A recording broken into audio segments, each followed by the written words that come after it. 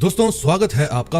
आज मैं काफी दिनों बाद आपके लिए लेकर आया हूँ हड्डी तोड़ वेब सीरीज। इस सीरीज का नाम है क्लियो और मुझे पूरा यकीन है आपको ये सीरीज बहुत ज्यादा पसंद आएगी। सो बिना कोई हिंट दिए हम वीडियो शुरू करते हैं। ये है क्लियो।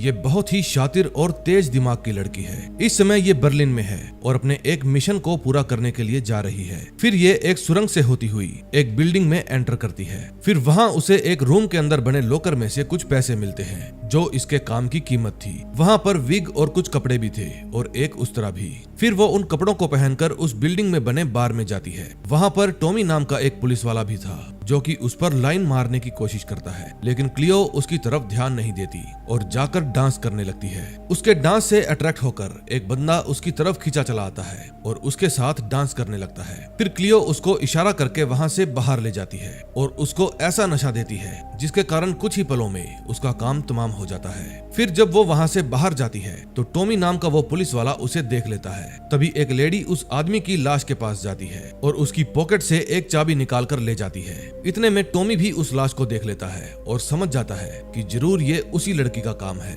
जो थोड़ी देर पहले यहाँ पर नाच रही थी। फिर वो लेडी जो उस आदमी की पॉकेट से चाबी निकाल कर लाई थी उससे एक लॉकर खोलती है और उसमें से एक सूटकेस निकाल कर वहाँ से चली जाती है। उस बिल्डिंग से कुछ ही दूरी पर दो आदमी एक कार के अंदर बैठकर क्लियो का इंतजार कर रहे थे, लेकिन तभी वहाँ पर एक पुलिस वाला आता है और पूछता है आप लोग यहाँ क्या कर रहे हैं, यहाँ पार्किंग अलाउड नहीं है। फिर उनमें से एक आदमी जिसका नाम एंडी वोल्फ था कहता है माफ कीजिए ये स्टेट सिक्योरिटी ऑपरेशन है। फिर वो पुलिस वाला वहाँ से चला जाता है। इतने में वहाँ पर क्लियो आ जाती है और एंडी को बताती है कि टारगेट का काम तमाम हो गया है।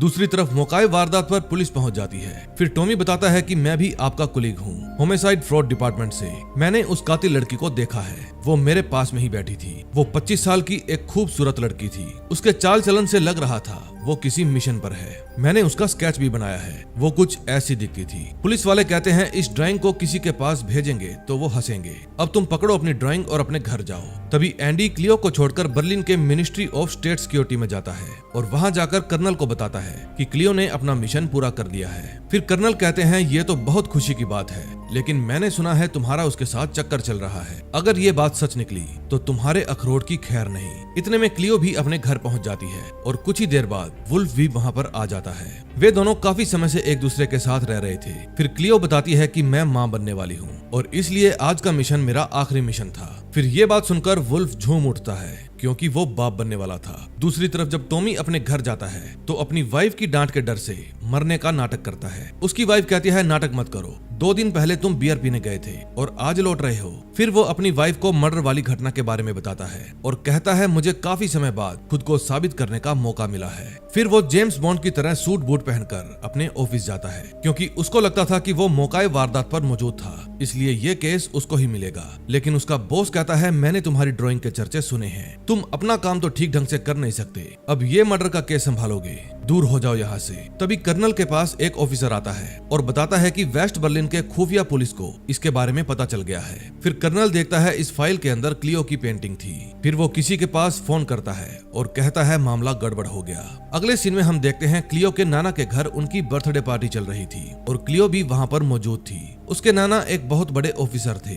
फिर वो अपने नाना को एक टेप रिकॉर्डर गिफ्ट करती है और उसमें सॉन्ग प्ले करके अपने नाना के साथ डांस भी करती है। फिर वो अपने नाना से इजाजत लेकर वहाँ से चली जाती है। उसके नाना को उसकी बहुत फिक्र हो रही थी। फिर वो अपने ऑफिस जाने लगती है, लेकिन रास्ते में ही एक आदमी से टकरा जाती है। फिर वो उसको नीचे गिरी हुई फाइल उठा कर देती है और वहाँ से चली जाती है। तभी उसके पास 2 पुलिस वाले आते हैं और कहते हैं हमारे पास तुम्हारे खिलाफ वारंट है। फिर वे उसको पकड़कर अपने साथ ले जाते हैं। क्लियो पर इल्जाम लगाया जाता है कि उसने अपनी कंपनी के सीक्रेट्स लीक कर दिए हैं। फिर उसे एक फोटो भी दिखाई जाती है जिसमें वो उस आदमी को एक फाइल दे रही थी जिसके साथ थोड़ी देर पहले वो टकराई थी। क्लियो कहती है मैं तो इस आदमी के साथ गलती से टकराई थी, मैं नहीं जानती है कौन है। फिर लेडी ऑफिसर बताती है ये आदमी जर्मनी से है, कुछ देर पहले हमने इसको बॉर्डर से गिरफ्तार किया है। फिर क्लियो कहती है आप डिवीजन 18 में फोन लगाइए, आपके सारे डाउट्स क्लियर हो जाएंगे। मेरे नाना जी डिवीजन 1 में काम करते हैं, आप चाहो तो उनको भी कॉल कर सकती हैं। मैं एक खुफिया जासूस हूँ। अब तक मैंने 12 ऑपरेशन किए हैं, आप मेरे कमांडिंग ऑफिसर्स को फोन कर लीजिए, सब कुछ पता चल जाएगा। लेकिन वे लोग क्लियो की एक भी बात नहीं सुनते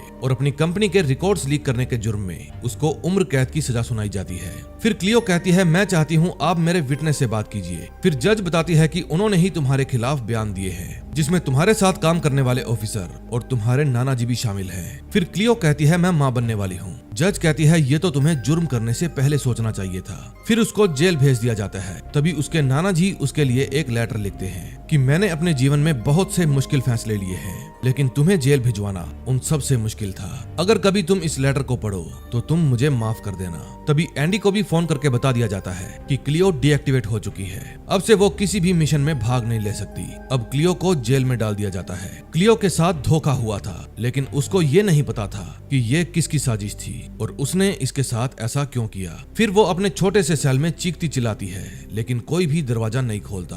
अगले सीन में हम देखते हैं टॉमी का बॉस उसको अपने पास बुलाता है और बताता है कि वो केस बंद हो गया है क्योंकि वो आदमी ड्रग की ओवरडोज की वजह से मरा था। टॉमी कहता है लेकिन उस लड़की ने तो अपने पाँव में चाकू छुपा रखा था। उसका बॉस कहता है लेकिन चाकू चलाया तो नहीं था ना, और जिस लड़की की तुम बात कर रहे हो ऐसी कोई लड़की है ही नहीं। टॉमी कहता है सर क्या बात कर रहे हो, मैंने खुद अपनी आंखों से देखा है। उसका बॉस कहता है बेटा तुम फ्रॉड डिपार्टमेंट में हो, ये बात मत भूलो। फिर वो अपने फ्रेंड के पास जाकर कहता है इन लोगों ने जबरदस्ती केस बंद कर दिया है। मैं 1000% श्योर हूँ कि उस लड़की ने ही उसे मारा है। तभी जेल में क्लियो देखती है एक कैदी दूसरी कैदी को परेशान कर रही थी। फिर वो उसके पास जाकर अपनी दादागिरी दिखाती है और कहती है आइंदा इसे परेशान मत करना। लेकिन तभी उस लड़की की गैंग आ जाती है और क्लियो को खूब पीटती है। वे क्लियो को इतना पीटती है कि उसको अगले ही दिन होश आता है। लेकिन जब उसको पता चलता है कि उसका होने वाला बच्चा अब इस दुनिया में नहीं रहा तो वो बहुत रोती है। अब धीरे धीरे समय बीतता है। वो दीवार पर निशान बना बना कर पता लगाती है कि उसने यहाँ पर कितने दिन बिता लिए हैं। तभी 3 साल बाद जर्मनी में सरकार बदल जाती है और बर्लिन को 2 हिस्सों में विभाजित कर दिया जाता है। फिर वेस्ट जर्मनी कम्युनिस्ट पार्टी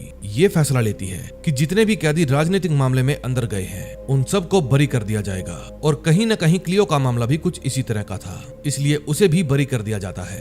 फिर बरी होने के बाद वो अपने रूम में जाती है, लेकिन वहाँ तो बिल्लू नशेड़ी रहता था। फिर क्लियो उसको हैरानी भरी नजरों से देखती है और पूछती है तू कौन है बे, ये मेरा घर है। बिल्लू कहता है अब मैं यहाँ रहता हूँ, तुम अपना सामान ले जा सकती हो। फिर वो क्लियो को रूम के रेंट की रिसिप्ट भी दिखाता है और कहता है मैं यहाँ कानून का पालन करते हुए रहता हूँ, अगर तुम चाहो तो तुम भी यहाँ पर रह सकती हो, मैं तुम्हारा फायदा नहीं उठाऊंगा। फिर क्लियो उसके ऊपर गन तान देती है और कहती है याद रखना मैं यहाँ कभी नहीं आई। फिर वो कहती है जरूरत पड़ी तो मैं फिर से आऊंगी, और फिर वो अपनी गन लेकर वहाँ से चली जाती है। फिर वो सीधा जज के पास जाती है और पूछती है मैं जानना चाहती हूँ मुझे जेल में भिजवाने के पीछे किसका हाथ था। जब वो नहीं बताती तो क्लियो उसको मार देती है। दूसरी तरफ टॉमी के टेबल से एक फाइल नीचे गिर जाती है और जब वो उसे उठाने लगता है तो उस फाइल में से क्लियो की फोटो बाहर निकलती है। उसको देखकर टॉमी पहचान जाता है कि ये वही लड़की है जिसने 3 साल पहले बार के अंदर एक आदमी को मारा था। फिर वो दोबारा उस केस पर छानबीन शुरू कर देता है। उसको अंदाजा भी नहीं था वो क्या करने जा रहा है। दूसरी तरफ क्लियो अपने नाना के घर जाती है। फिर वो उनके रूम में टेबल पर रखी एक फाइल देखती है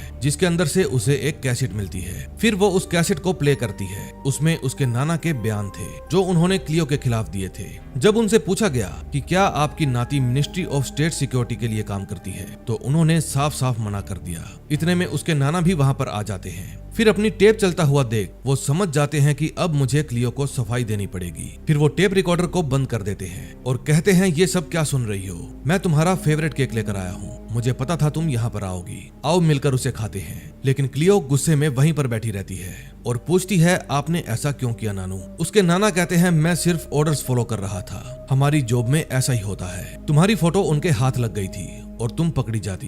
क्लियो कहती है क्या आपको पता है जेल में मैंने अपना बच्चा खो दिया। फिर वो कहते हैं बेटा एक बार तुम इस डायरी को पढ़ लो, तुम्हें सब कुछ क्लियर हो जाएगा। लेकिन क्लियो हंसने लगती है। फिर उसके नानू कहते हैं अगर तुम्हें सच में लगता है कि ये सब मेरी ही गलती है तो उठाओ बंदूक और मार दो अपने नाना को। फिर क्लियो कहती है नानू आप मेरे सब कुछ थे लेकिन फिर भी मैं आपको माफ नहीं करूंगी। फिर उसका नाना गन उठाकर उसे मारने की कोशिश करता है लेकिन उससे पहले ही वो अपने नाना का भेजा उड़ा देती है। फिर वो वहीं पर बैठकर रात होने का इंतजार करती है। फिर जब वो अपने नाना की गन की मैगजीन चेक करती है तो उसमें गोलियां थी ही नहीं और वो समझ जाती है कि उसके नाना चाहते थे मैं उन्हें शूट करूं। फिर वो फूट फूट कर रोने लगती है। उसके बाद वो अपने नाना की बॉडी को बाहर गार्डन में ही दफना देती है और साथ में उनकी लिखी हुई बुक भी जो उन्होंने क्लियो के लिए ही लिखी थी। फिर वो कंक्रीट से अपने नाना की कब्र को भर देती है और उसके बाद सीधा बार में जाती है। वहां जाकर वो बिल्लू नशेड़ी को पकड़ती है। अब नेक्स्ट एपिसोड में देखेंगे क्या होता है।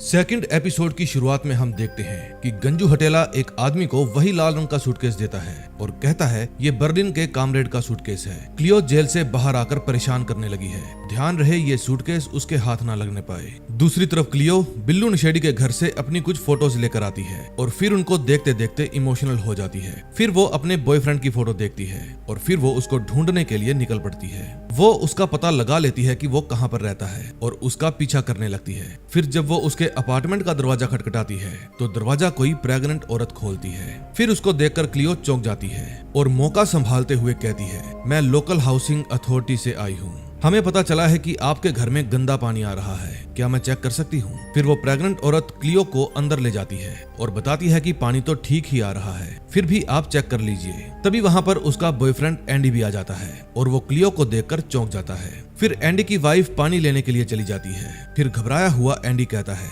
मैं तुम्हें सब कुछ समझा सकता हूँ, लेकिन तभी उसकी वाइफ आ जाती है और वो बात को पलट जाता है। फिर क्लियो कहती है, मुझे लगता है सब कुछ ठीक है, लेकिन मैं चेक करने के लिए दोबारा आऊंगी। फिर उसके जाने के बाद एंडी उसके पीछे पीछे जाता है, लेकिन वो तो जा चुकी थी। फिर वो क्लियो को आसपास ढूंढने लगता है, लेकिन तभी क्लियो वहाँ पर आ जाती है और उसे गन पॉइंट पर ले लेती है। वो पूछती है, बता तूने ऐसा क्यों किया? मैं पिछले 3 सालों से तुम्हारे बारे में ही सोच रही थी। एंडी कहता है, मैंने तुम्हें बहुत ढूंढा लेकिन तुम मिली ही नहीं। क्लियो कहती है, अगर तुम अच्छे से ढूंढते तो शायद मैं मिल जाती। फिर एंडी कहता है, मैंने तुम्हें हजारों खत लिखे थे लेकिन सभी के सभी वापिस आ गए। फिर क्लियो कहती है, शायद तुमने इसीलिए मेरी जगह किसी और को दे दी। एंडी कहता है, उन लोगों ने मेरा जीना हराम कर दिया था, मुझे बहुत परेशान किया और मेरा डिमोशन भी कर दिया। अगर मैं तुमको और ढूंढता तो वे मुझे मरवा देते। फिर क्लियो पूछती है, इसके पीछे किसका हाथ है? एंडी कहता है, इसके पीछे कामरेड कर्नल का हाथ है। दूसरी तरफ अपना जेम्स बॉन्ड टॉमी बिल्लू नशेड़ी के घर पहुंच जाता है। बिल्लू नशेड़ी उस समय माल फूंक रहा था। फिर जब वो दरवाजा खोलता है तो टॉमी बताता है, मैं डिटेक्टिव हूँ और वेस्ट से आया हूँ, क्या क्लियो यहीं पर रहती है? बिल्लू कहता है, नहीं। फिर टॉमी कहता है, मैं अंदर आकर चेक करना चाहता हूँ। फिर बिल्लू उसको अंदर ले आता है। फिर वो अपनी बाबा जी की बूटी उठाता है और कहता है, मैं अभी टॉयलेट होकर आया। फिर वो सारी बूटी फ्लश कर देता है। बाहर टॉमी टेबल पर वो उस्तरा देख लेता है जो उस रात क्लियो के पास था। फिर जब बिल्लू माल ठिकाने लगाकर टॉयलेट से बाहर आता है तो टॉमी उसको क्लियो की शर्ट दिखाकर पूछता है कि ये किसकी है। ये वही शर्ट थी जो कत्ल की रात क्लियो ने पहनी हुई थी। फिर टॉमी बिल्लू को अपना कॉन्टैक्ट कार्ड देता है और कहता है, अगर वो यहाँ पर आए तो तुम मुझे खबर कर देना और ये सामान मैं जब्त कर रहा हूँ। फिर उसके जाते ही बिल्लू अपना सारा माल फ्लश से बाहर निकालने के लिए दौड़ता है। दूसरी तरफ एंडी क्लियो को कामरेड कर्नल की कब्र पर ले जाता है और बताता है कि उन्होंने अपनी और अपनी वाइफ की जान ले ली, तुम भी उनकी तरह मत बनो और अपनों की जान मत लो। लेकिन क्लियो कहती है, नहीं, मैं तो लूंगी और मेरे साथ जो कुछ भी हुआ उसकी वजह जान कर रहूंगी। फिर जब वो वहाँ से जाने लगती है तो एंडी पूछता है, हमारे बच्चे का क्या हुआ? क्लियो कहती है, वो नहीं रहा। अगले सीन में हम देखते हैं टॉमी अपने बॉस के पास फिर से जाता है और फाइल देकर कहता है, मिल गई वो लड़की जिसने 1987 में एक बार के अंदर कत्ल किया था। वो ईस्ट में रहती है और ये कोई आम लड़की नहीं है। उसकी फ्रेंड ने मुझे बताया है कि सीक्रेट सर्विस के लिए काम करती थी वो डिवीजन 18 में। उसका काम बर्लिन में लोगों को ठिकाने लगाने का था। फिर उसका ऑफिसर पूछता है, क्या तुम्हारे पास कोई सबूत है? टॉमी कहता है, मेरा दिल कह रहा है उस आदमी को इसी लड़की ने मारा है। फिर ऑफिसर ये कहकर चला जाता है, जाकर अपना काम करो और मेरा दिमाग मत चाटो। तभी क्लियो डिवीजन 18 में काम करने वाली एक लेडी ऑफिसर को रोकती है। फिर वो उसकी कार में बैठ जाती है और अपने साथ चलने के लिए कहती है। फिर एक सुनसान जगह पर ले जाकर क्लियो उसको कपड़े बदलने को कहती है और खुद उसके कपड़े पहनकर और उसकी कार लेकर डिवीजन 18 में जाती है। कुछ ही देर बाद वहाँ पर टॉमी भी आ जाता है और गार्ड से कहता है, मैं डिटेक्टिव हूँ और एक मर्डर के सिलसिले में तुम्हारे सीनियर से पूछताछ करने आया हूँ। फिर गार्ड उसे गाड़ी साइड में लगाकर बाहर आने को कहता है। दूसरी तरफ बिल्डिंग के अंदर क्लियो कामरेड कर्नल के ऑफिस में छानबीन कर रही थी, लेकिन उसके हाथ कुछ भी नहीं लगता। तभी उसकी नजर एक डॉग के स्टैचू पर जाती है जो कर्नल के 50वें बर्थडे पर उसके दोस्त ने गिफ्ट किया था। दूसरी तरफ एक बूढ़ा ऑफिसर टॉमी के साथ बैठा था। वो बताता है, हमने सारी जिंदगी इस डिपार्टमेंट के लिए काम किया, लेकिन अब सरकार ने हमारे इस डिपार्टमेंट को बंद करने के ऑर्डर दे दिए। तभी बिल्डिंग में घूमते हुए क्लियो को वो लेडी ऑफिसर दिख जाती है जिसने क्लियो की गिरफ्तारी के बाद उससे पूछताछ की थी। फिर जब वो लेडी भी क्लियो को देखती है तो वहाँ से रफू चक्कर हो जाती है। फिर क्लियो उसको ढूंढती है और एक रूम के बाहर अपने शूज उतारकर खुद दबे पांव रूम के अंदर जाती है, लेकिन तभी वो लेडी क्लियो पर चाकू से हमला कर देती है। फिर क्लियो उसको उसको धक्का देती है और वो दीवार पर लगी खूंटी से जा टकराती है और मर जाती है। दूसरी तरफ टॉमी के पूछने पर वो ऑफिसर बताता है कि मैं तुम्हें उस लड़की के बारे में सब कुछ बता देता, लेकिन अफसोस उसकी फाइल गायब हो चुकी है और शायद बहुत जल्द हम भी गायब हो जाएंगे। तभी वहाँ से बाहर जाते समय टॉमी की नजर क्लियो पर पड़ जाती है। फिर वो उसका पीछा करता है और उसके पीछे पीछे उसके घर तक पहुँच जाता है। फिर घर जाकर वो अपने कंधे के घाव को सीलती है और अपने लिए एक मछली ऑर्डर करती है। फिर वो उस मछली से एक केमिकल तैयार करती है। टॉमी उस समय उसके घर के बाहर ही मंडरा रहा था। तभी रात को जब क्लियो सो रही थी तो उसको फिर से अपनी पुरानी यादें तंग करने लगती हैं। फिर वो आधी रात को ही अपने घर से निकल जाती है। उसके वहां से जाते ही टॉमी उसके घर में घुसने की कोशिश करता है। फिर थोड़ी बहुत मेहनत करने के बाद वो घर के अंदर घुसने में कामयाब हो जाता है। तभी क्लियो बिल्लू नशेड़ी के पास पहुंच जाती है और उसे अपने साथ चलने को कहती है। उस समय टॉमी क्लियो के घर में छानबीन कर रहा था, लेकिन तभी उसको किसी के आने की आहट होती है और वो छिप जाता है। वहाँ पर क्लियो और बिल्लू नशेड़ी ही आए थे। फिर वो बिल्लू को कहती है तुम अपने कपड़े उतारो, मैं अभी आई। बिल्लू तो कुछ सेकंड में ही बड़े बड़े ख्वाब सजा लेता है, लेकिन तभी क्लियो आती है और उसे पहनने के लिए नाइट सूट देती है। वो कहती है मुझे अकेले सोना पसंद नहीं और अगर तुमने किसी को भी बताया तुम यहाँ क्या कर रहे थे तो तुम जिंदा नहीं बचोगे। फिर उनके जाने के बाद टॉमी वहाँ से खिसक लेता है। फिर अगले दिन सुबह क्लियो कामरेड ब्लूम के घर जाती है और घर के बाहर लगे माइक में कहती है मैं मिनिस्ट्री के लिए काम करती हूँ, मुझे आपसे कुछ जरूरी बात करनी है, हमारे एक म्यूचुअल फ्रेंड को लेकर। टॉमी उसका पीछा करते हुए वहाँ भी आ टपका था। फिर क्लियो घर के अंदर चली जाती है और ब्लूम से मिलती है। ब्लूम उसे घर के अंदर ले जाता है। फिर वो कर्नल की काफी तारीफ करती है और कहती है कि कर्नल के साथ जो कुछ भी हुआ बहुत बुरा हुआ। इतने में टॉमी पास में ही लगे एक फोन बूथ में जाता है और पुलिस स्टेशन में फोन करके बताता है कि मुझे पूरा विश्वास है एक मर्डर होने वाला है। तभी क्लियो कहती है मुझे पता चला है कि आप दोनों बहुत अच्छे दोस्त थे। फिर ब्लूम कहता है नहीं, इतने भी अच्छे दोस्त नहीं थे, मैंने बस एक दो बार उनसे हाथ ही मिलाया था, दैट्स इट। फिर वो अपने बैग में से एक डॉग का स्टैचू निकालती है जो ब्लूम ने कर्नल को गिफ्ट किया था और कहती है एक बार हाथ मिलाने से ही आपको ये पता चल गया कि कर्नल को कैसे तोहफे पसंद हैं। फिर ब्लूम पूछता है तुम चाहती क्या हो। क्लियो कहती है मैं सिर्फ इतना जानना चाहती हूँ कि 3 साल पहले कर्नल ने मुझे जेल में क्यों भिजवाया था। फिर ये बात सुनकर ब्लूम कहता है शायद कॉफी फीकी है, मैं शक्कर लेकर आता हूँ। फिर वो अंदर जाकर दराज में से अपनी गन निकालता है और क्लियो को मारने की कोशिश करता है, लेकिन वो तो वहाँ से गायब हो चुकी थी। फिर वो अचानक से आती है और ब्लूम की गन नीचे गिरा देती है। फिर उन दोनों में सूमो पहलवान वाली फाइट होती है। उस समय टॉमी बिल्डिंग के नीचे खड़ा होकर पुलिस का इंतजार कर रहा था। तभी ऊपर से ब्लूम नीचे आकर गिरता है और उसको देखकर टॉमी की फट जाती है। ब्लूम को नीचे फेंककर क्लियो ब्लूम के घर की छानबीन करने लगती है। छानबीन के दौरान उसे एक फोटो मिलती है, लेकिन तभी उसे पुलिस सायरन की आवाज आने लगती है। पुलिस के आते ही टॉमी कहता है आप लोगों को यहाँ आने में इतना टाइम कैसे लग गया, मैंने पहले ही कहा था यहाँ कोई मर्डर होने वाला है। इतने में क्लियो फिर से अपना भेष बदलती है और पीछे के दरवाजे से भाग जाती है। फिर अपने घर जाकर वो एंडी के पास कॉल करती है और बताती है कि कामरेड कर्नल जिंदा है, मुझे उसकी एक फोटो मिली है जिसको देखकर साफ पता चल रहा है वो जिंदा है, अब मैं उसे ढूंढने जा रही हूँ। फिर एंडी कहता है अगर उनकी मौत एक नाटक था तो ये प्लान उन्होंने अकेले नहीं बनाया होगा, इसमें जरूर केजीबी का हाथ होगा, वो बहुत खतरनाक है, तुम मॉस्को से पंगा नहीं ले सकती, एक काम करो तुम मुझे पता लगाने दो कि आखिर हुआ क्या था। फिर क्लियो उसकी बात मान जाती है। फिर फोन काटने के बाद उसकी नजर टॉमी के दिए हुए बिजनेस कार्ड पर पड़ती है।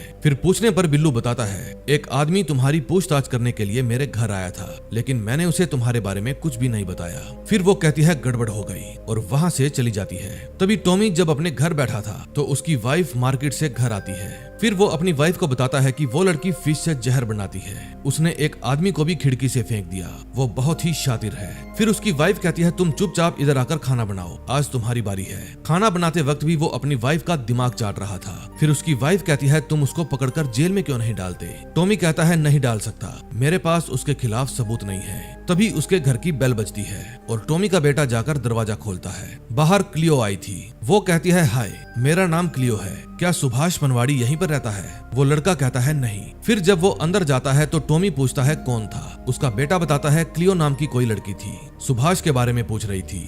उसकी बात सुनकर टॉमी भागकर बाहर जाता है, क्योंकि ये कोई आम बात नहीं थी कि क्लियो उसके घर तक आ पहुंची। फिर बाहर जाकर वो आसपास उसकी तलाश करने लगता है, लेकिन क्लियो तो पेड़ों के बीच छुप कर बैठी थी और अपनी स्नाइपर गन से टॉमी के ऊपर निशाना साधे हुई थी। फिर टॉमी आवाज लगाता है मैं जानता हूँ तुम कौन हो और क्या करती हो, बाहर आ जाओ। तभी उसका बेटा आकर पूछता है क्या हुआ पापा, सब ठीक तो है ना। टॉमी कहता है तुम अंदर जाओ। फिर क्लियो अपना विचार बदल देती है और उसे शूट करने की बजाय बंदूक की गोली उसकी खोपड़ी पर फेंक कर मारती है ताकि वो समझ जाए कि आगे से क्लियो का पीछा नहीं करना, वरना अगली बार गोली बंदूक से ही निकलेगी। फिर वो घर जाकर बिल्लू नशेड़ी के पास बैठ जाती है और पूछती है मायोका जाने का बेस्ट तरीका कौन सा है। तभी लास्ट में हम एक किलर को देखते हैं। फिर उसके पास एक फोन आता है और उसे एक पार्सल मिलता है। फिर जब वो उस पार्सल को खोलकर देखता है तो उसमें से क्लियो की तस्वीर निकलती है जिसको अब उसे ठिकाने लगाना था। अब नेक्स्ट एपिसोड में देखते हैं क्या होता है। थर्ड एपिसोड में हम देखते हैं क्लियो मलोइका पहुंच जाती है। वहां जाकर वो एक टैक्सी ड्राइवर को कर्नल की फोटो दिखाकर कहती है मुझे इसको ढूंढना है। फिर वो उसे पास के गांव में छोड़ देता है। फिर वो वहां पर जाकर उस कर्नल के बारे में पूछताछ करती है। फिर वहां से उसे कर्नल के घर का एड्रेस पता चल जाता है क्योंकि ये एक छोटी सी जगह थी जहां सब लोग एक दूसरे को जानते थे। तभी क्लियो देखती है कर्नल यहाँ पर मस्ती कर रहा है। फिर वो उसके घर के सामने ही एक बंद पड़े घर को खोलती है और वहां पर रहने के लिए चली जाती है। फिर वो सूटकेस में से अपना सामान निकालती है और अपनी गन रेडी करती है। फिर वो बाइनोकुलर लेती है और कर्नल पर नजर रखने लगती है। तभी वो देखती है कोई आदमी उससे मिलने के लिए आया है। फिर वो एंडी के पास कॉल करती है और उसे बताती है कि मुझे कर्नल मिल गया है। एंडी कहता है अगर तुमने उसे मारा तो ये मर्डर होगा। क्लियो कहती है नहीं, ये एक गद्दार को सजा देना होगा। क्या तुम मेरे साथ हो? फिर एंडी घबराई हुई आवाज में कहता है हाँ। उसकी आवाज से क्लियो को शक हो जाता है कि ये मेरे साथ नहीं है। दूसरी तरफ टॉमी बिल्लू नशेड़ी के पास जाता है और कहता है तूने मुझे झूठ कहा कि तू क्लियो को नहीं जानता। वो कल से दिखाई नहीं दी, बताओ वो कहाँ है? बिल्लू कहता है मुझे नहीं पता। फिर टॉमी कहता है इतना माल मिलने पर तो मैं तुम्हें गिरफ्तार भी कर सकता हूँ, चुपचाप बता दे वो कहाँ है। फिर बिल्लू ना चाहते हुए भी ये बता देता है कि वो मायोका गई है। टॉमी पूछता है मायोका में कहाँ गई है, लेकिन इतने में वहाँ पर फोन की घंटी बजती है। टॉमी कहता है फोन उठाओ और दिमाग से सोचो तुम्हें क्या करना चाहिए। फिर जब वो फोन उठाता है तो क्लियो कहती है मेरे पौधों को पानी दे देना। टॉमी इशारा करके कहता है उससे पूछो वो कहाँ है। फिर बिल्लू ऊट पटांग सी बातें करने लगता है। उसकी बातें सुनकर क्लियो पूछती है क्या वहाँ पर कोई है? अगर खतरा है तो कहो मौसम खराब है। बिल्लू कहता है क्या मौसम खराब है? क्लियो पूछती है क्या वो वही पुलिस वाला है जो उस दिन मेरे बारे में पूछ रहा था? बिल्लू कहता है हाँ, मौसम ठीक हो जाएगा। क्लियो कहती है उसे कुछ भी मत बताना वरना आते ही सबसे पहले तुम्हें ठोकूंगी। फिर फोन काटने के बाद वो टॉमी को बताता है कि उसने मुझे कुछ भी नहीं बताया, बस इतना ही कहा कि जगह अच्छी है और मौसम खराब है। ये बात सुनकर टॉमी गुस्सा हो जाता है और कहता है मुझसे होशियारी, चलो कोई बात नहीं। फिर वो वहाँ पर पड़ी हुई क्लियो की फोटो उठाता है और वहाँ से चला जाता है। तभी क्लियो के पास गंजू हटेला आता है और उसे गन पॉइंट पर लेकर पूछता है तुम यहाँ पर क्यों आई? नकली जर्मन पासपोर्ट, सूटकेस में थोड़ा सा सामान, एक गन और एक दूरबीन, तुम्हारे इरादे क्या हैं? क्लियो कहती है मैं एक कामरेड ऑफिसर हूँ, इस समय एक मिशन पर हूँ अनऑफिशियली। फिर वो गंजू हटेला को चकमा देकर वहाँ से भाग जाती है। फिर जब गंजू हटेला उसको ढूंढता है तो वो उसे चारों खाने चित कर देती है। फिर वो उसे निर्वस्त्र कर बांध देती है और उसका पासपोर्ट चेक करती है। अब तक वो उसके बारे में काफी बातें जान चुकी थी कि वो केजीबी में काम करता है और कर्नल को बहुत पुराना जानता है। फिर गंजू कहता है तुम्हें पता भी नहीं है तुम किससे पंगा ले रही हो। फिर क्लियो उसके गले पर छोटा सा कट लगा देती है। ये देख गंजू घबरा जाता है और कहता है मैं तुम्हारे साथ एक सौदा करना चाहता हूँ, तुम्हें बहुत सारे पैसे मिलेंगे। क्लियो कहती है मुझे पैसों में कोई इंटरेस्ट नहीं है। गंजू कहता है आज के समय पैसा ही सब कुछ है, अगर तुमने मुझे मार दिया तो तुम्हें कुछ भी नहीं मिलेगा। दूसरी तरफ टॉमी अपनी वाइफ को बताता है कि अब तो मेरे बॉस को भी मुझ पर भरोसा हो गया है, इसलिए मैं उस लड़की के पीछे मायोका जा रहा हूँ, ऐसा मेरे बॉस का ही ऑर्डर है। फिर उसकी वाइफ कहती है जाओ लेकिन कोई भी बेवकूफी मत करना। तभी क्लियो अंडे मांगने के बहाने कर्नल के घर पहुंच जाती है। फिर वो कर्नल की वाइफ को एक झूठी स्टोरी सुनाती है कि मेरे हस्बैंड की एक बहुत बड़ी कंपनी थी, उनको लॉस हो गया और फिर हम यहाँ पर आ गए, फिर उनकी डेथ हो गई, अभी मैं अकेली रहती हूँ। उसकी स्टोरी सुनकर कर्नल की वाइफ इमोशनल हो जाती है और उसे रात को डिनर पर इनवाइट करती है। वो कहती है जरूर आना, इसी बहाने हम एक दूसरे को अच्छे से जान लेंगे। फिर वो घर पर जाकर उन्हीं अंडों से भुजी बनाकर गंजू हटेला को खिला देती है। इतने में टॉमी भी मायोका पहुंच जाता है। फिर वो एयरपोर्ट पर क्लियो की तस्वीर दिखाकर पूछता है क्या आप लोगों ने इस लड़की को कहीं देखा है? तभी एक टैक्सी ड्राइवर उसकी फोटो पहचान जाता है और कहता है चलो मैंने इसे जहाँ छोड़ा था तुम्हें भी वहाँ छोड़ देता हूँ। अगले सीन में हम देखते हैं वही किलर जिसको क्लियो को मारने का काम मिला था एंडी के पास आता है और कहता है तो तुम्हें यहाँ पर नौकरी मिली है, मुझे तो एक डिपार्टमेंटल स्टोर में डाला गया है। ये वही बंदा था जो 1987 में एंडी के साथ क्लियो को लेने के लिए आया था जब उसने बार में एक आदमी को मारा था। फिर वो एंडी को बताता है मुझे ऊपर से एक काम सौंपा गया है। क्या तुम्हें पता है क्लियो रिहा हो गई है? वो तुमसे मिलने तो जरूर आई होगी, तुम लोगों का टांका जो भिड़ा था। तभी शाम को क्लियो कर्नल के घर जाती है। कर्नल दरवाजा खोलते हैं और उसका स्वागत करते हैं। शायद वो क्लियो को नहीं पहचान पाते। फिर वे सभी बैठकर खाना खाते हैं और ढेर सारी बातें करते हैं। खाना खाने के बाद कर्नल उसको अपना अपकमिंग प्रोजेक्ट दिखाता है। दरअसल वो यहाँ पर स्की सेंटर खोलना चाहता था। तभी जब क्लियो कर्नल के साथ थी तो उसकी वाइफ उसके पर्स की तलाशी लेती है, जिसमें उसे एक पासपोर्ट और बाबा जी की बूटी मिलती है। फिर कुछ देर बाद वे फिर से ड्रिंक करते हैं। फिर कर्नल उसकी काफी तारीफ करता है। तभी क्लियो कहती है मुझे वॉशरूम जाना है। कर्नल की वाइफ बताती है वॉशरूम उस तरफ है। फिर वॉशरूम के बहाने वो कर्नल के रूम में घुस जाती है और रूम की विंडो से उसका सूट बाहर फेंक देती है। फिर रात को जब वो अपने घर वापस जाने लगती है तो कर्नल कहता है कल मैंने अपने घर पर एक छोटी सी पार्टी रखी है, तुम्हें जरूर आना है। फिर जब वो वहाँ से जाने लगती है तो कर्नल की वाइफ कहती है मुझे ये लड़की थोड़ी गड़बड़ लगती है। टॉमी भी उस समय उसी पर नजर रखे हुए था। फिर वो अपने घर जाकर गंजू हटेला को बताती है वो कल कॉन्ट्रैक्ट साइन करने वाला है। गंजू कहता है जैसे ही कॉन्ट्रैक्ट साइन होगा पैसे उसके अकाउंट में आना शुरू हो जाएंगे। फिर वो गंजू को पहनने के लिए कपड़े देती है और कहती है अगर तुम नहीं चाहते केजीबी को तुम्हारे और कर्नल के इलीगल सौदों के बारे में पता चले तो जो भी हुआ उसे भूल जाओ। फिर वो उसके हाथ खोल देती है। दूसरी तरफ टॉमी अपने एक साथी को कर्नल का नया नाम और उसकी वाइफ का नाम लिखवा कर कहता है मुझे पता लगाकर बताओ ये लोग कौन हैं। तभी क्लियो कर्नल के सूट में एक माइक फिट कर देती है और फिर उसको वापस कर्नल के रूम में जाकर उसकी अलमारी में रख देती है। उस समय कर्नल अपनी वाइफ के साथ सो रहा था। फिर अगले दिन वो अपने बॉयफ्रेंड एंडी को कॉल करती है। एंडी बताता है मेरे पास हमारा पुराना साथी मार्क आया था, उसको तुम पर नजर रखने के लिए ऊपर से ऑर्डर मिले हैं। क्लियो कहती है मुझे कोई फर्क नहीं पड़ता।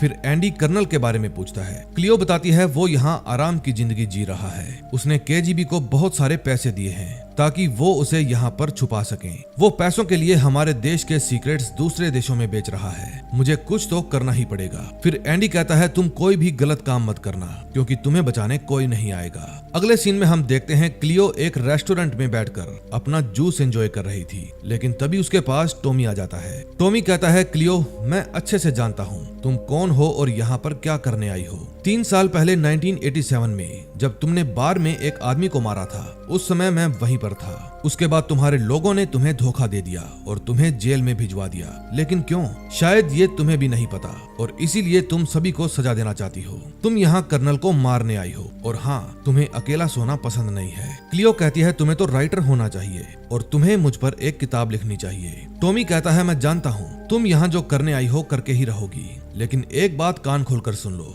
मैं भी तुम्हें जेल भिजवा कर ही रहूंगा। फिर वो खड़ी होती है और उसके कान में कहती है मुझे हल्के में मत लेना। फिर वो टॉमी के पास 2 पुलिस वालों को भेजती है। वे टॉमी को पकड़कर उसकी पॉकेट चेक करते हैं जिसमें से उन्हें बाबा जी की बूटी मिलती है। फिर वे उसको पकड़कर अपने साथ ले जाते हैं। अगले दिन कर्नल मीटिंग के लिए तैयार हो रहा था। फिर उसकी वाइफ बताती है मैंने प्रॉपर्टी डीलर से पता किया है, हमारे सामने वाला घर अभी तक बिका नहीं है और निकोल स्मिथ नाम की कोई भी लेडी वहाँ पर रहने के लिए नहीं आई। फिर कुछ देर बाद वहाँ पर पार्टी शुरू हो जाती है। तभी क्लियो भी वहाँ पर प्रकट हो जाती है। फिर एक बूढ़ा आदमी उससे अट्रैक्ट होकर उसके पास आ जाता है और कर्नल की तारीफ करने लगता है। फिर उसके पास एक और आदमी आता है और कहता है चलो देर हो रही है, हमें डील साइन करनी है। फिर क्लियो भी उनके पीछे पीछे जाने लगती है। कर्नल की वाइफ उसकी हरकतें नोट कर रही थी। फिर डील साइन हो जाती है और उसके बाद कर्नल अपने साथियों को यहाँ आने के लिए धन्यवाद करते हैं और कहते हैं सभी लोग पार्टी एंजॉय करो। फिर कर्नल की वाइफ अपने घर में जाती है और देखती है क्लियो वहाँ पर पेपर्स के साथ छेड़छाड़ कर रही थी। फिर वो पूछती है तुम यहाँ क्या कर रही हो? क्लियो कहती है मैं तो बस टचअप करने के लिए आई थी। फिर वो कहती है मैं तुम्हारे साथ कूदरो पुदरो करूंगी। ये एक ऐसी चीज है जिससे इंसान अपने ही शरीर में कैद हो जाता है। लोगों को लगता है वो मर गया लेकिन वो जिंदा होता है। फिर वो अपने हाथ वाली डिब्बी खोलती है और फूंक मारकर उसके चेहरे पर पाउडर उड़ा देती है। फिर कुछ देर बाद कर्नल अपनी वाइफ को ढूंढता हुआ वहाँ पर आ जाता है और अपनी वाइफ को बेड पर लेटा हुआ देखता है। तभी क्लियो उसको आवाज देती है और अपनी विग हटाकर कहती है पहचाना नहीं कर्नल? कर्नल कहता है तुमने मेरी वाइफ के साथ क्या किया? क्लियो कहती है मैंने उसके साथ कूदरो पुदरो किया है। मैं बस ये जानना चाहती हूँ कि 1987 में बार में मैंने किसको मारा था और मेरी गलती क्या थी, और अगर झूठ कहा तो तुम्हारी वाइफ गई। कर्नल कहता है तुमने जिसको मारा था वो वेस्ट बर्लिन का CIA चीफ था। वो GDR के US एजेंट्स को डायरेक्ट करता था। तुम्हारा ऑपरेशन बिल्कुल सक्सेसफुल रहा और तुम्हें अंदर भेजने का ऑर्डर ऊपर से आया था। ये ऑर्डर मिनिस्टर मेलेके ने दिया था। वजह मुझे भी नहीं पता और ना ही हम मिनिस्टर से कोई सवाल पूछ सकते हैं। अब तुम पूरी तरह से आजाद हो, भूल जाओ पिछली बातों को और अपनी आने वाली लाइफ को एंजॉय करो। फिर वो क्लियो से रिक्वेस्ट करता है, प्लीज मेरी वाइफ को बचा लो। उसकी आंखों में पानी देखकर क्लियो को रहम आ जाता है और वो उसकी वाइफ को होश में लाने के लिए एक इंजेक्शन लगाती है। फिर वो कहती है, तुम बाहर जाकर अपने दोस्तों के साथ एंजॉय करो, ये कुछ देर बाद होश में आ जाएगी। अब इंतजार करते करते रात हो जाती है। सब लोग उसके घर से चले जाते हैं और कर्नल अकेला रह जाता है। तभी उसकी वाइफ वहां पर आती है और पूछती है, क्या पार्टी खत्म हो गई? तभी क्लियो अपने रिमोट से बटन दबाती है और कर्नल के सूट में बम फट जाता है और उसके चीथड़े उड़ जाते हैं। उसकी वाइफ देखती ही रह जाती है और फूट फूट कर रोने लगती है। क्लियो बहुत ही बेरहम कातिल थी, माफ करना तो उसे आता ही नहीं था।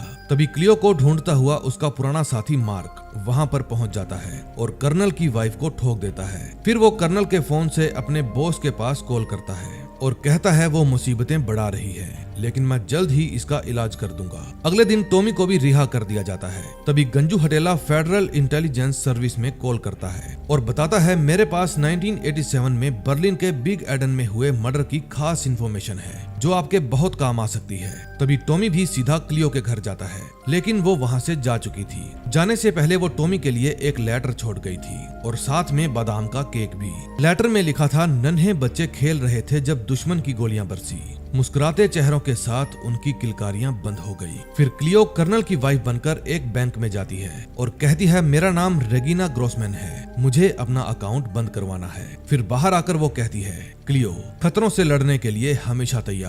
अब नेक्स्ट एपिसोड में देखेंगे क्या होता है। 4th एपिसोड में हम देखते हैं क्लियो एंडी के घर पहुंच जाती है और नहाने धोने के बाद मस्त तैयार होकर एंडी के पास जाती है। फिर जब वो एंडी को जगाती है तो वो पूछता है, तुम यहाँ क्या कर रही हो? वो बताती है, तुम्हारी वाइफ अपने टेस्ट करवाने के लिए गई है लेबोरेटरी में। फिर वो पूछता है, तुमने कर्नल के साथ क्या किया?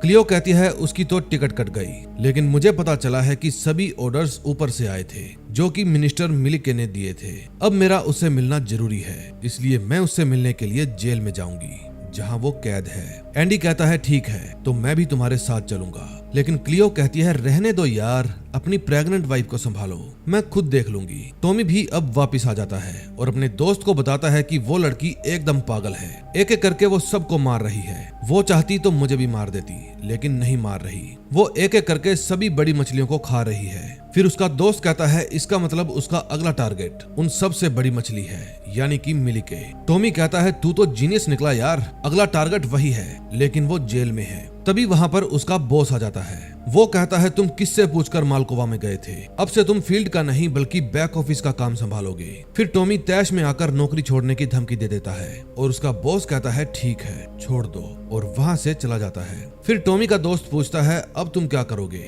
टॉमी कहता है, मिल्के की जान बचाऊंगा, अब से यही मेरा मिशन है। अगले सीन में हम मिनिस्टर मिल्के को देखते हैं जो एक जेल में बंद थे।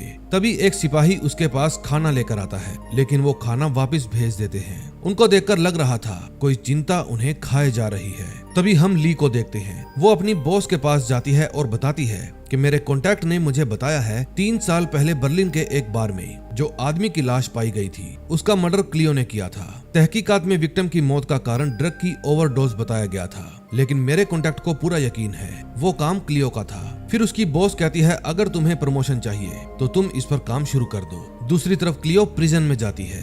उस समय सिक्योरिटी गार्ड किसी से बात कर रहा था कि उन लोगों ने मिनिस्टर का हाल बहुत बुरा कर रखा है, लेकिन हम कर भी क्या सकते हैं, वो बीमार है, उन्हें घर पर होना चाहिए। तभी वहाँ पर क्लियो आ जाती है और बताती है कि मैं यहाँ की नई गार्ड हूँ, मेरा आज ही ट्रांसफर हुआ है। फिर जब वो गार्ड फोन रखने जाता है तो क्लियो वहाँ पर अपनी फोटो देख लेती है और वहाँ से खिसक लेती है। फिर जब वो अपनी कार में आकर बैठती है तो पीछे की सीट से टॉमी उठता है और कहता है, तुम तो बहुत ही स्मार्ट हो, तुम मिनिस्टर को मारने आई और तुम्हारा प्लान चौपट हो गया। मैं जानता हूँ तुम मेरे बारे में यही सोच रही हो कि ये हैंडसम दिखने वाला ऑफिसर मेरा पीछा कब छोड़ेगा। मैं बताता हूँ, जब तुम जेल में जाओगी तब। ये देखो मैंने तुम्हारी हिट लिस्ट बनाई है। मैं जानता हूँ तुमको मुझ पर गुस्सा आ रहा होगा, लेकिन तुम मुझे मारोगी नहीं क्योंकि तुम मुझे पसंद करती हो। फिर क्लियो उसके हाथ से डायरी छीन लेती है और उसमें कुछ लिखने लगती है। फिर वो उस डायरी को कार में से बाहर फेंक देती है। टॉमी समझ जाता है वो कार से बाहर जाने के लिए कह रही है। फिर जब वो डायरी उठाने के लिए जाता है तो क्लियो अपनी कार लेकर वहां से चली जाती है।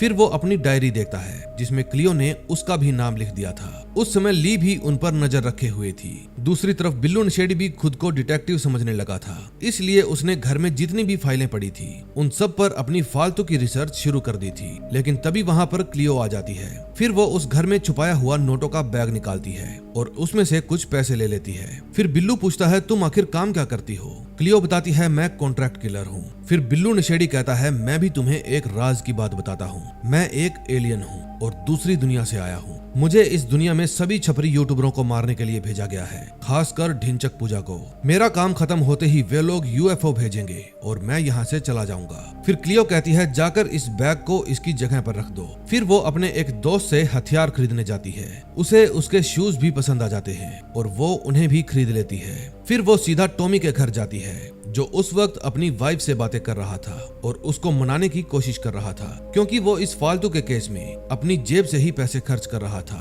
फिर टॉमी कहता है मैं इस वक्त एक किलर को रोकने की कोशिश कर रहा हूँ, क्या मैं लोगों की जान बचाकर गलत काम कर रहा हूँ? उस समय क्लियो उसकी कार के साथ छेड़छाड़ कर रही थी और अपने साथ लाए हुए वीपन्स उसमें फिट कर रही थी। फिर उसकी कार में वीपन फिट करने के बाद वो अपने घर आ जाती है। घर आकर वो मिनिस्टर के लिए एक स्पेशल केक बनाती है। अब इस केक में क्या स्पेशल था ये आपको थोड़ी देर में पता चल जाएगा। फिर अगले दिन सुबह जब टॉमी अपनी गैराज से कार निकालने जाता है तो उसकी वाइफ उससे कार की चाबी मांगती है क्योंकि वो कार उसकी वाइफ की थी। टॉमी कहता है अपनी कार का घमंड दिखा रही हो, ये लो अपनी कार की चाबी। फिर जब वो अपने दोस्त से मिलता है तो कहता है साले तूने मेरी वाइफ को क्यों बताया?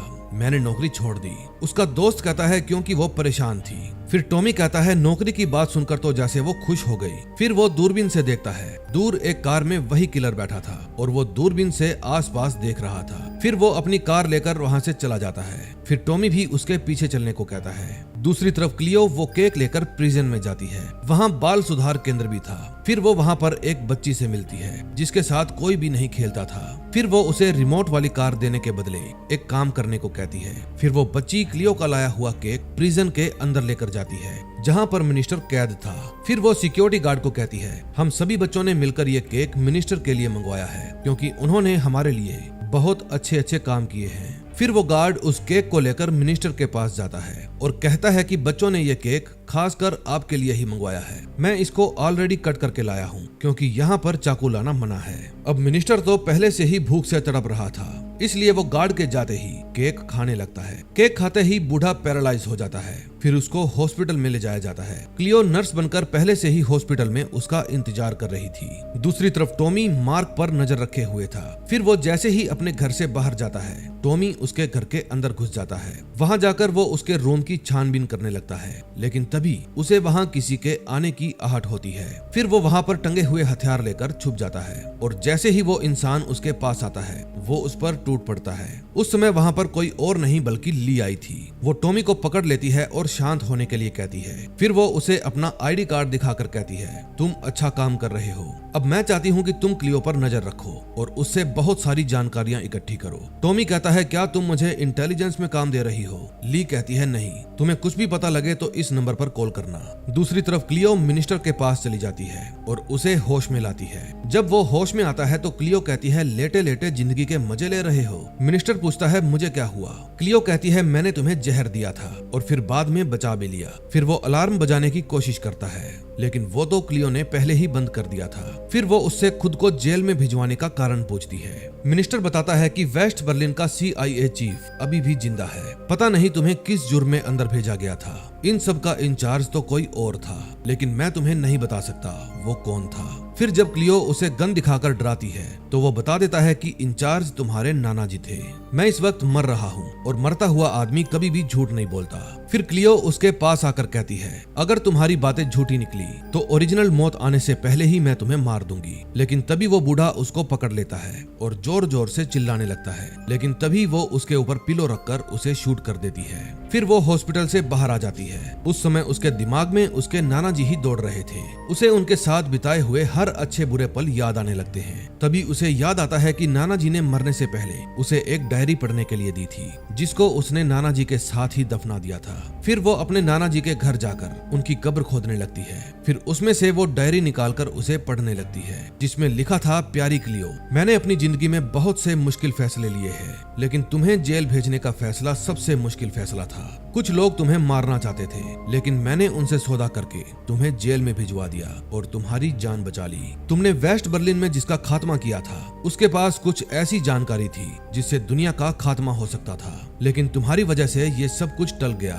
अगर तुम ये डायरी पढ़ रही हो तो मुझे माफ कर देना। फिर वो घर के अंदर जाकर एंडी के पास फोन करने लगती है। दूसरी तरफ रेडियो पर न्यूज आ रही थी कि किसी ने हॉस्पिटल के अंदर जाकर मिनिस्टर को जान से मार दिया है। एंडी समझ जाता है ये काम किसका है। तभी उसके पास क्लियो का फोन आता है। फिर वो क्लियो को मिलने के लिए एक होटल में बुलाता है। उसके आते ही एंडी उसके ऊपर चिल्लाने लगता है कि तुम पागल हो गई हो, जो खून पर खून किए जा रही हो। फिर वो बताती है, मैंने नाना जी को भी मारा है। और फिर वो फूट फूट कर रोने लगती है। फिर एंडी उसे शांत करता है और अपने गले से लगा लेता है। फिर क्लियो एंडी को पढ़ने के लिए एक लेटर देती है जो उसे उस डायरी से मिला था, लेकिन लेटर पढ़कर एंडी उसको हौसला देता है और कहता है, तुमने अपने नाना पर सेल्फ डिफेंस में गोली चलाई थी, इसमें तुम्हारा कोई भी कसूर नहीं है। फिर वो उसको कहता है कि मैं तुम्हारा कजाकिस्तान जाने का बंदोबस्त कर देता हूँ, तुम वहाँ सेफ रहोगी, मैं तुम्हें खोना नहीं चाहता। फिर वे दोनों आपस में प्यार भरी बातें करने लगते हैं। तभी एंडी कहता है, तुम रुको, मैं तुम्हारे लिए अंडे लेकर आता हूँ। फिर क्लियो बेड पर लेट जाती है। तभी उसे मिनिस्टर की कही हुई बातें याद आती हैं कि वेस्ट बर्लिन में CIA का चीफ अभी भी जिंदा है। तुमने जिसको मारा था उसके पास कुछ ऐसी खुफिया जानकारी थी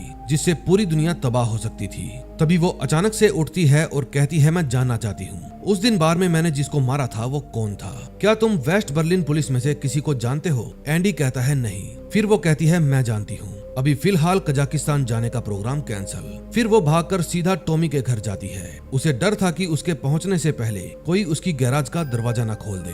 तभी लास्ट सीन में हम देखते हैं एंडी अपने कातिल दोस्त मार्क के पास जाता है और कहता है, मैंने उसको कजाकिस्तान भेजने की काफी कोशिश की, लेकिन वो नहीं मानी। अब तुम उसे अपने तरीके से रोको, मैं तुम्हारे काम के बीच में नहीं आऊंगा, और हाँ, जो भी करो जल्दी करना। फिर मार्क पूछता है, एंडी ये सब करके तुम्हें क्या मिलेगा? लेकिन एंडी बिना कोई जवाब दिए वहाँ से चला जाता है। इसका मतलब एंडी भी उसका दुश्मन था, लेकिन उसको पता नहीं था। अब नेक्स्ट वीडियो में देखेंगे क्या क्लियो को पता चलेगा कि जिसको वो सबसे ज्यादा प्यार करती है वही उसका दुश्मन है, या फिर एंडी उससे पहले ही क्लियो को ठिकाने लगा देगा। मुझे उम्मीद है आपको ये स्टोरी काफी इंटरेस्टिंग लग रही होगी। सो प्लीज चैनल को सब्सक्राइब करके बेल आइकन जरूर दबा देना ताकि नेक्स्ट वीडियो आए तो आपको पता चल जाए। हम मिलेंगे नए दिन नई वीडियो के साथ। Till then, bye bye.